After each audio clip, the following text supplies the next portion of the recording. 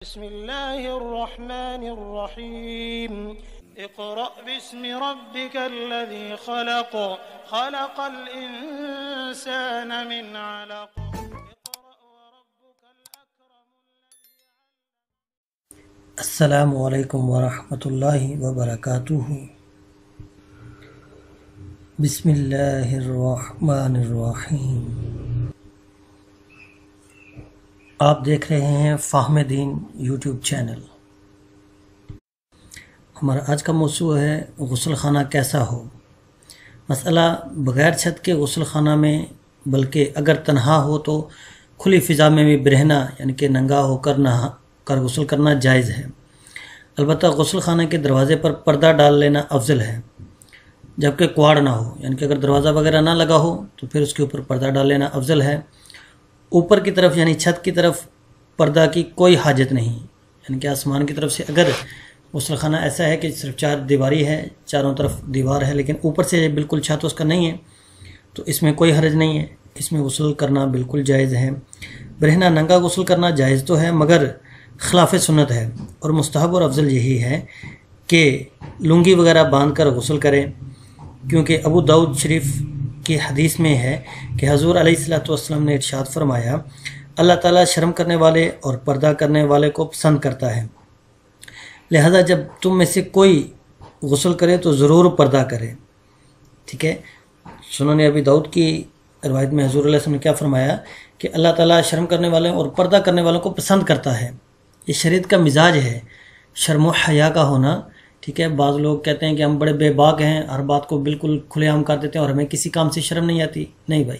اللہ رب العزت اور شریعت کا مزاج کیا ہے کہ شرم و حیا کو پسند کرنا، اور پردہ، آج کل تو پردے کو ہم نے بالکل پردے کے کنسیپٹ کو ہی ختم کر دیا، لیکن شریعت میں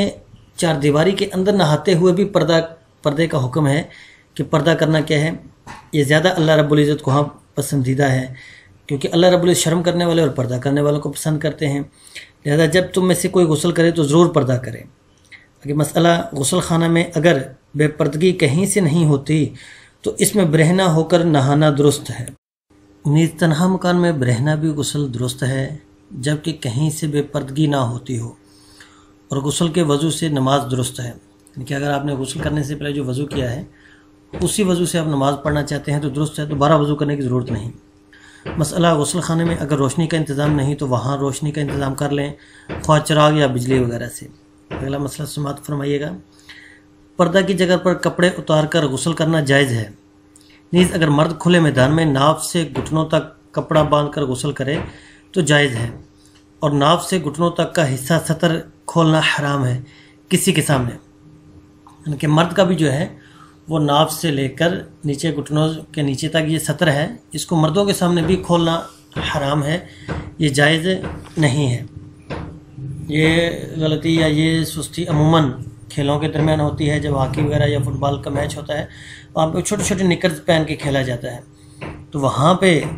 یقینی سی بات ہے ناف سے لے کر نیچے گھٹنے سے نیچے تک کا جو حصہ ہے یہ سطر ہے، اس کا مردوں کے سامنے بھی کسی مرد کے لیے کھولنا جائز نہیں ہے، حرام ہے۔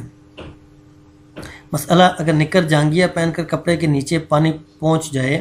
اور بدن کا پوشیدہ حصہ بھی دھل جائے تو غسل صحیح ہے۔ مسئلہ اٹیچ برتھ روم میں غسل صحیح ہے جبکہ وہ پاک ہو، اور اگر ناپاک جگہ سے چھینٹیں بھی نہ آتی ہوں، اگر وہ جگہ مشکوک ہو تو پانی بہا کر پہلے اس کو پاک کر لینا چاہیے، پھر غسل کیا جائے۔ عمومی طور پر آج کل واش روم اور بیت الخلاء جو ہے یہ دونوں اکٹھے ہوتے ہیں، اٹیچ ہوتے ہیں، ساتھ ہوتے ہیں، تو ایسا غسل خانہ کہ جہاں پر جو ناپاک بھی نہ ہو اور ناپاک چھینٹیں بھی وہاں پہ نہ پڑتی ہوں پھر تو اس میں غسل کر لینا چاہیے، لیکن اگر وہ مشکوک جگہ ہو کہ ہو سکتا ہے کہ قضائے حاجت کرتے ہوئے چھینٹیں وغیرہ وہاں پہ پڑی ہوں تو وہاں پہ پہلے اس کو پاک کر لینا چاہیے، پھر وہاں پہ غسل کرنا چاہیے۔ غسل کرنا بیٹھ کر یا کھڑے ہو کر دونوں طرح جائز ہے، اور بیٹھ کر غسل کرنا اس اعتبار سے کہ اس میں پردہ زیادہ ہے افضل ہوگا، جبکہ بغیر کپڑوں کی کھلی جگہ پر غسل کر رہا ہوں، یعنی کہ اگر تو کھلی جگہ پہ ہے تو پھر تو یہ ضروری ہے، لیکن اگر کھلی جگہ پہ نہیں ہے، ٹھیک ہے، غسل خانے کے اندر واش روم کے اندر ہے تو پھر اس میں کوئی قباحت نہیں ہے، بیٹھ کے کرے یا کھڑا ہو کے کرے، لیکن اگر کھلی جگہ پہ ہے تو پھر بیٹھ کے کرنا زیادہ بہتر ہوگا کیونکہ اس میں پردہ زیادہ ہے۔ مسئلہ مرد پر غسل واجب ہو اور پردہ وغیرہ باندھنے کے لیے کپڑے وغیرہ کا انتظام نہ ہو تو مردوں کے سامنے نہانا پڑے، اور اسی طرح عورت پر غسل ضروری ہو اور اسے صرف عورتوں کے مجمع میں نہانا پڑے تو نہا سکتے ہیں. یعنی کہ اگر کوئی مرد ایسا ہے کہ اس پہ غسل واجب ہو گیا ہے، اب اور کوئی جگہ نہیں، پردے کا بھی انتظام نہیں، ارد گرد مرد ہیں، تو وہاں پہ وہ نہا سکتا ہے، غسل کر سکتا ہے، کیونکہ اب اس کے لیے پاک ہونا زیادہ ضروری ہے. اسی طرح ایک عورت اگر ایسی جگہ پہ غسل کر رہی ہے جہاں پہ ساری عورتیں ہیں اور پردے کا بھی کوئی انتظام نہیں کیا جا سکتا، تو وہاں پہ اس کے لیے بھی غسل کرنا جائز ہے، وہ غسل کر سکتی ہے. مسئلہ غسل خانہ یا بیت الخلاء میں عوام باتیں کرنے کو ناجائز سمجھتے ہیں، یہ بھی غلط ہے. البتہ بلا ضرورت باتیں نہ کریں. یعنی کہ عمومی طور پہ یہ خیال کیا جاتا ہے کہ واش روم میں باتیں کرنا بالکل ناجائز ہے، حرام ہے،